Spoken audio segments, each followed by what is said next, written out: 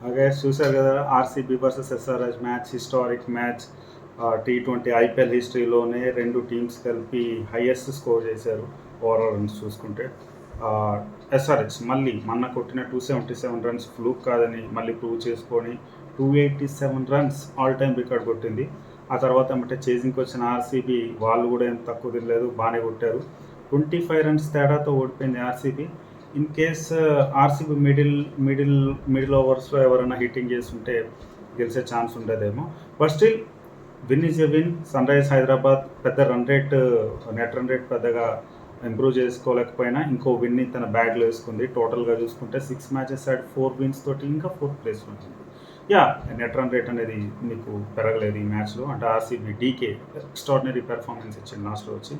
So మనం overall scenario చూసుకుంటే first నుంచి చూస్తుంటే అభిషేక్ శర్మ కొంచెం స్ట్రగుల్ అయితే స్టార్ట్ అయ్యాడు. ఈవెన్తో మీరు మొత్తం స్కోర్ కార్డ్ చూసుకుంటే అభిషేక్ శర్మ మాత్రమే తక్కువ స్ట్రైక్ రేట్తో ఉన్నాడు. అభిషేక్ శర్మ హెడ్ ఏమైనా హిట్టింగ్ ఎటు కదా ఎటు పడితే అటు పిచ్చా కొట్టాడండి.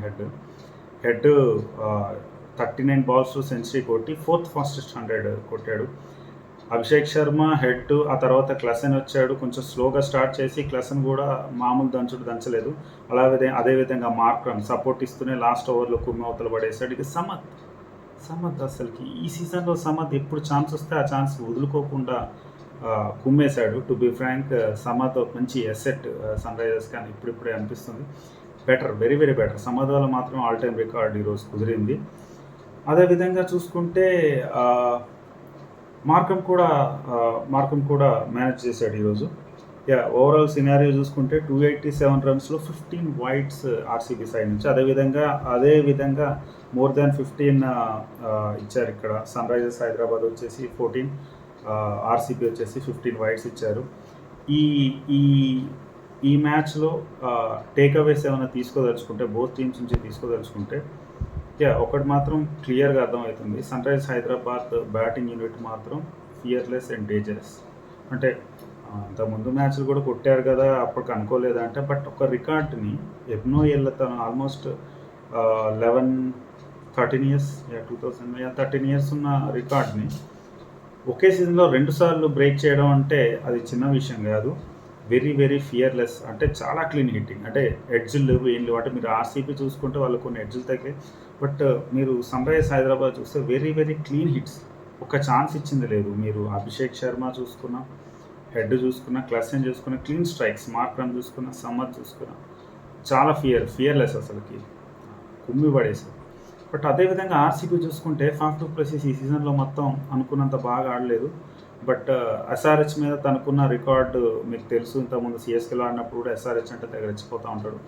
సేమ్ వే అండ్ ఆర్సీబీలో కూడా ఈరోజు 62 రన్స్ చేశాడు జస్ట్ 28 బాల్స్లో. DK what a show. 83 from 35 balls. ఇంకొక లాస్ట్ ఓవర్ వరకు ఉంటే సెంచరీ కంప్లీట్ అయ్యేదేమో. But what a knock. అంటే మామూలు కాదు. అంటే 108 మీటర్స్ 6 మీరు చూసే ఉంటారు. క్లసన్ 106 స్టేడియం దాటేసింది. డీకే లాంగర్ సైడ్ కొట్టాడు 108 మీటర్స్ 6. అది మామూలు స్ట్రైకింగ్ కాదు. అది కూడా ఈ ఏజ్లో. అంటే అందరూ ఏజ్ అనగానే ధోని అంటారు. నాట్ ఓన్లీ ధోని, డీకే కూడా ప్రూవ్ చేసుకుంటున్నాడు. అతను ఇంకొక 2-3 సీజన్స్ ఆడేలా కనిపిస్తుంది ఈరోజు హిట్టింగ్ చూస్తుంటే. ఆర్సీబీ ఎప్పట్లానే కొన్ని మిస్టేక్స్ చేసింది. అదే ఆ 25 రన్సే కదా అని మీరు అనుకోవచ్చు. బట్ ఆ 25 రన్స్కి ఎంత హార్డ్ వర్క్ చేయాలనేది ఆలోచించండి. ఈరోజు మ్యాక్స్వెల్ని మేబీ ఇంజరీ వల్ల డ్రాప్ చేసి ఉండొచ్చు. సిరాజ్ని ఎందుకు డ్రాప్ చేశారో తెలియదు. మేబీ అతను కూడా ఏమైనా లోగా ఫీల్ అయ్యి ఉండొచ్చు. But I don't know Chris green ఎందుకు తీసుకోలేదు, విల్ జాక్సన్ ఎందుకు తీసుకున్నారు అనేది నాకు అర్థం కావట్లేదు. అంటే Chris green any day last season ఐపీఎల్లో సూపర్ ఆడిండు. అతను ఓపెనింగ్ కానీ టాప్ ఆర్డర్ కానీ ఇచ్చుంటే ఇలాంటి హై స్కోరింగ్ గేమ్స్లో ఖచ్చితంగా యూజ్ అవుతూ ఉంటాడు Chris green.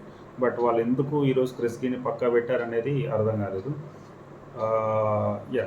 So RCB bowling unit అయితే పిచ్చ కొట్టుడు కొట్టించుకుంది. అది మామూలు కొట్టుడు కాదు. అది ఫెర్గుసన్ని తీసుకుంటే బాగుంటుందని ఎక్స్పెక్ట్ చేసినట్టు తీసుకున్నాం. బట్ టోటల్గా ఫ్లాట్ ట్రాక్ మీద తీసుకున్నారు. ఫెర్గుసన్ పేస్ యూజ్ చేసుకొని సన్ రైజర్స్ బౌలర్లు కుమ్మి పడేశారు. అండ్ ఒక అరుదైన రికార్డ్ ఈరోజు ఆర్సీబీ క్రియేట్ చేసింది. 1, 2, 3, 4 బౌలర్స్ అబౌవ్ 50 రన్స్ ఇవ్వడం అనేది ఒక రికార్డు. అంటే ఆబ్వియస్లీ చెప్పుకోవడం పెద్ద ఫిల్టరింగ్ లేదు. ఇన్ని రన్స్ పట్టాక 4 బౌలర్లు 50 రన్లు కొట్టించుకోవడం అనేది.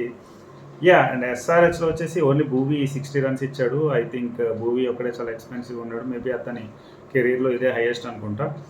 బట్ ఓవరాల్‌గా స్కోర్ కార్డ్ చూసుకుంటే పోటాపోటీగా జరిగింది మ్యాచ్ అనిపిస్తుంది. But 25 points is not a small thing అండి.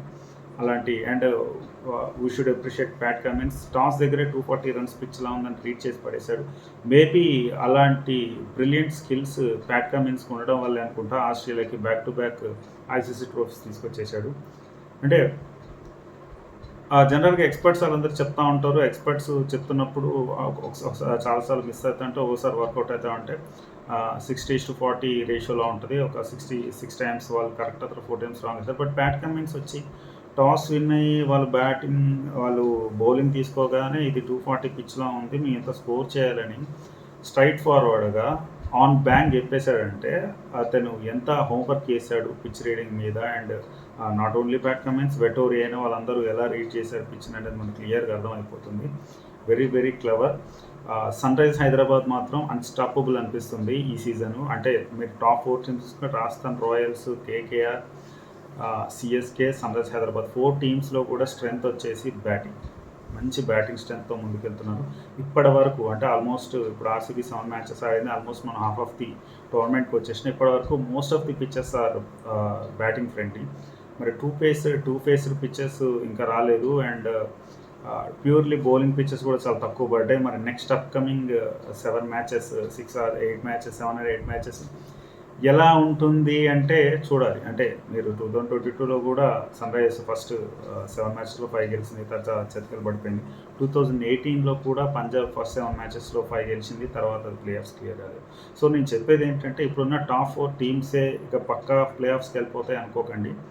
ఖచ్చితంగా పోటాపోటీగా జరుగుతుంది. ఈరోజు ఆర్సీబీ మంచి ఫైట్ ఇచ్చింది. అలాగే నిన్న ముంబై ఇండియన్స్ సిఎస్కే చేతిలో ఓడిపోయింది. ముంబై ఇండియన్స్లో కూడా హిట్టర్స్ ఏం తక్కువ లేరు. సో చూద్దాం, సెకండ్ హాఫ్ ఇంకా రసవత్తరంగా ఉంటుంది. అప్పుడే మన టాప్ 4 ఫిక్స్ అవ్వద్దు. ఆర్ఆర్, కేకేఆర్, సిఎస్కే, ఎస్ఆర్ చాలా టఫ్ కాంపిటీషన్ ఉంది. ఆల్మోస్ట్ 3 టీమ్స్ 4 విన్స్తో ఉన్నాయి. కింద టీమ్స్ కూడా అలాగే ఉన్నాయి. 6 మ్యాచెస్లో 1. ఆర్సీబీ మాత్రం ఈరోజు 10th ప్లేస్ నుంచి ఎటు కదలట్లేదు. వాళ్ళు కానీ ప్లే ఆఫ్స్కి వెళ్ళాలంటే నెక్స్ట్ మ్యాచ్ 7 మ్యాచెస్లో 7 గెలవాల్సి ఉంటుంది. 6-5 మ్యాచెస్తో పని అవ్వదు. సో టెక్నికల్లీ ఆర్సీబీ అయితే అవుట్ అని చెప్పొచ్చు. మరి చూద్దాం. Next match Sunrisers Hyderabad వచ్చేసి ఢిల్లీలో ఆడుతుంది. ఆ తర్వాత మళ్ళీ హైదరాబాద్లోనే రాయల్ ఛాలెంజ్ బెంగళూరుతో ఆడుతుంది.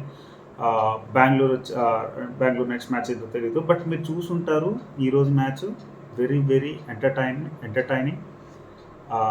పిచ్చ కొట్టుడు కొట్టారు. అంటే బౌలర్స్ మాత్రం ఫుల్గా బలైపోయారు. అవతల టీములు యువతల టీములు బ్యాటర్స్ బౌలర్ని తెగొచ్చిపోయారు. But it's T20 cricket.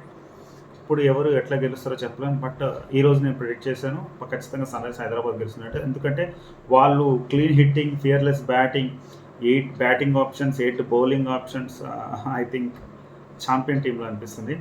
చూద్దాం ఫర్దర్ మ్యాచ్ ఎలా ఉంటుందో. అండ్ ఈ రివ్యూ చూసిన వాళ్ళు ప్లీజ్ నచ్చితే లైక్ చేయండి, సబ్స్క్రైబ్ చేయండి. Thank you guys, good night.